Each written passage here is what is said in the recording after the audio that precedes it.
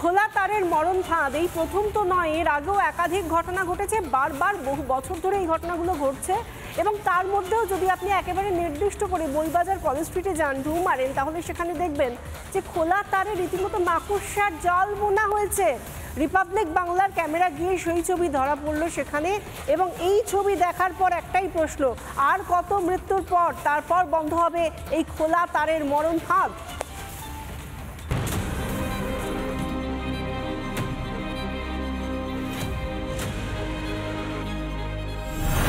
রাজ্যে আতঙ্কের নাম খোলা তার।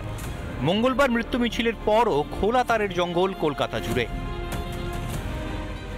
পুজোর কলকাতায় ছড়িয়ে পড়ে রয়েছে খোলা তার। পাতিস্তম্ভের বেশ কিছুটা পোর্শন এখনো পর্যন্ত জলের নিচে ডুবে রয়েছে।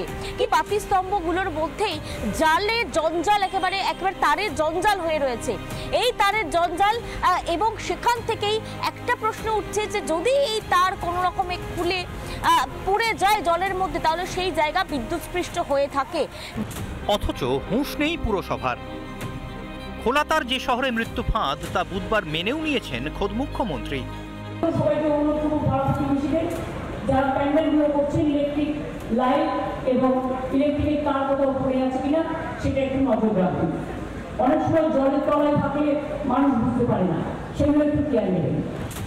খোলা তার শুধু কলেজ স্ট্রিটে নয়, গোটা কলকাতাতেই, বা বলা ভালো গোটা বাংলাতেই খোলা তারের বিপদের হাতছানি। এর আগেও মরণ ফাঁদে প্রাণ গিয়েছে বহু সহনাগরিকের।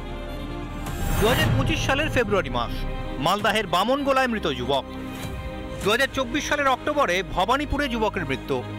সে বছরের অক্টোবর মাসে মুর্শিদাবাদের রানীতলায় প্রৌঢ়ের মৃত্যু হয়। 2024-এর আগস্টে দক্ষিণ বারাসাতে মৃত্যু প্রৌঢ়ার। 2024-এর 23শে আগস্ট বারাসাতে বিদ্যুৎস্পৃষ্ট হয়ে মৃত্যু হয় এক মহিলার। সেই মাসেরই 2 তারিখে হাওড়ায় বিদ্যুৎস্পৃষ্ট হয়ে মৃত্যু। খোলা তার মঙ্গলবার নতুন করে কেড়ে নিয়েছে 11টি প্রাণ। এর মধ্যে শুধু মহানগরীতেই মৃত্যু হয়েছে 10 জনের। এতগুলো মৃত্যুর পরও শীত ঘুমে কলকাতা পুরসভা। মানে কলকাতা কর্পোরেশন পুলিশের কোনো নজরদারি নেই।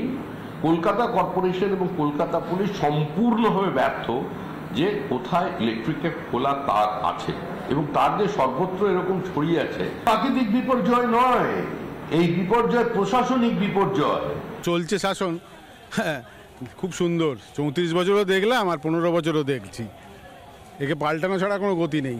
মানুষের ডেড বডি তার সঙ্গে কুকুরের ডেড বডি ভাসছে, মানে এটা কি, মানে উনি কি মানুষকে এবারে মহাপ্রস্থানের পথে পাঠাচ্ছেন? মানুষ ইজিক্যাল টু যুধিষ্ঠির আর সঙ্গে কুকুর। শহরে খোলা তারের ছড়াছড়ি। এই মৃত্যু ফাঁদে আর কত জনকে পড়তে হবে? শহরের দেখভালের দায়িত্ব কার? কর নেবে পুরসভা, অথচ নাগরিকদের নিরাপত্তার বেলায় লবডঙ্কা। জনতাকে সতর্ক করেই কি দায় ঝাড়তে চাইলেন মাননীয়া? রিপাবলিক বাংলা। নানা ধরনের কন্টেন্ট দেখার জন্য লাইক করুন, শেয়ার করুন আমাদের ফেসবুক পেজ, সাবস্ক্রাইব করুন আমাদের ইউটিউব চ্যানেল। পাশাপাশি অন্যান্য ব্রেকিং নিউজের জন্য অবশ্যই চোখ রাখুন রিপাবলিক বাংলায়।